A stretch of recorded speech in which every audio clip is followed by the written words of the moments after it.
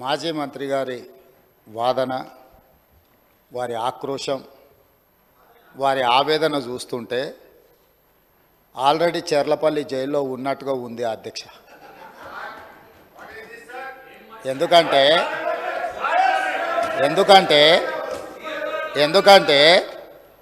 Judicial enquiry order ఇచ్చినప్పుడు judicial enquiry order ఇస్తామని మేము అనలేదు అధ్యక్ష. ఇదే సభలో మంత్రివర్యులు కోమటిరెడ్డి వెంకటరెడ్డి గారు కొన్ని అంశాలను ప్రస్తావించినప్పుడు మా నిజాయితీని మేము నిరూపించుకుంటాం, సత్యహరిశ్చంద్రుడు ఆ వంశంలోనే మేము ఉన్నాం, సత్యహరిశ్చంద్రుడు తర్వాత మా నాయకుడు చంద్రశేఖర్ రావే సత్యహరిశ్చంద్రుడు అవతారంలో కలియుగంలో జన్మించిండు, కాబట్టి మీరు ఎంక్వైరీకి ఆదేశాలు ఇవ్వండి అని చెప్పి ఆ సభ్యుడే అడిగిండు అధ్యక్ష. సో వారు నిజాయితీని నిరూపించుకోవడానికి, వారు సత్యహరిశ్చంద్రుడి వంశమని తెలంగాణ సమాజానికి అంతా చెప్పుకోవాలని వారు అడిగినప్పుడు వారిని ఎందుకు బాధ పెట్టాలని చెప్పి ఛత్తీస్గఢ్ నుంచి కొనుగోలు చేసిన 1000 మెగావాట్ల విద్యుత్ ఒప్పందము, యాదాద్రి 260x4 1040 మెగావాట్ల భద్రాద్రి పవర్ ప్రాజెక్టు నిర్మాణం సబ్ క్రిటికల్ టెక్నాలజీ తోటి, అదేవిధంగా యాదాద్రి 4000 మెగావాట్ల విద్యుత్ ఒప్పందం బిహెచ్ఎల్కి ఇచ్చిన దానికి సంబంధించి వారు అడిగితేనే ఇదే సభలో చర్చ జరిగితే తమరి అధ్యక్షతన రాష్ట్ర ప్రభుత్వం ఆమోదించింది.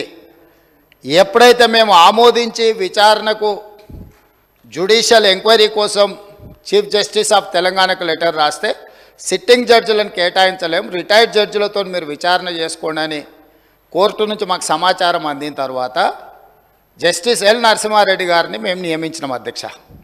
వారు విచారణ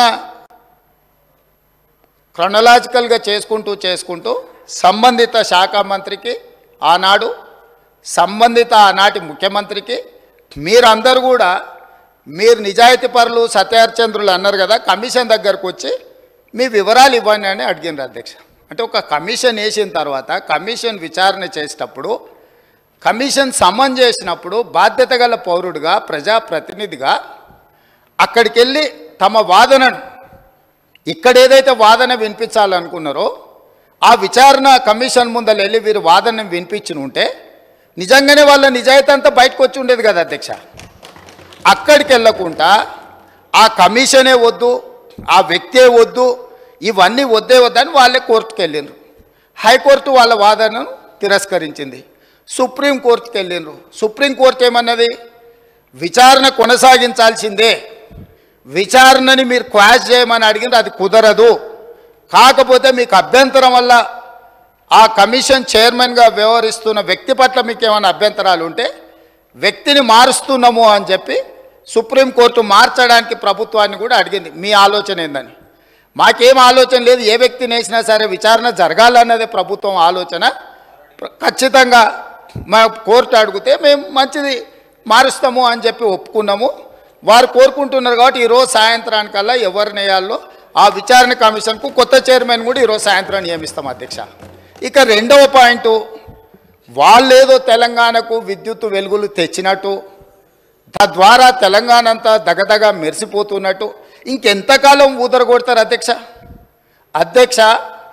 ఈ తెలంగాణ రాష్ట్రం, ఉమ్మడి రాష్ట్రంలో హైదరాబాద్ నగరంలో పెట్టుబడులు తీసుకురావాలని, ఈ పెట్టుబడుల ద్వారా ఈ ఆనాటి ఉమ్మడి రాష్ట్రానికి ఆదాయం పెరగాలని చంద్రబాబు నాయుడు గారు ముఖ్యమంత్రిగా ఉన్నప్పుడు 24 గంటల విద్యుత్తు ఇవ్వాలి ఈ ప్రాంతంలో అని ఒక నిర్ణయం తీసుకున్నారు.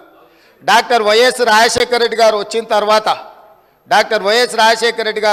తర్వాత దాన్ని ఇంకా విస్తరించి ఐటీ కంపెనీలకు కానీ హైదరాబాద్ నగరానికి కానీ ఒక్క క్షణం కూడా విద్యుత్ కోతలు ఉండడానికి వీల్లేదు అని ఆనాడు తీసుకున్న నిర్ణయాల వల్ల నిరంతర విద్యుత్తు సరఫరా జరగడం వల్ల ఐటీ కంపెనీలు, ఫార్మా కంపెనీలు, hotel industry, food industry, sports అన్నీ నగరానికి వచ్చి ఈ నగరంలో ఒక అంతర్జాతీయ ఎయిర్పోర్టు, ఒక ఔటర్ రింగ్ రోడ్డు, హైటెక్ సిటీలు రావడం వల్ల హైదరాబాద్ నగరం విశ్వనగరంగా అవతరించి ఈనాడు తెలంగాణ రాష్ట్రానికి వస్తున్న ఆదాయంలో అత్యధిక భాగము ఆనాడు కాంగ్రెస్ పార్టీ యూపీఏ 1 యూపీఏ 2లో తీసుకున్న నిర్ణయాల వల్ల ఈ నగరానికి ఆదాయం పెరిగింది,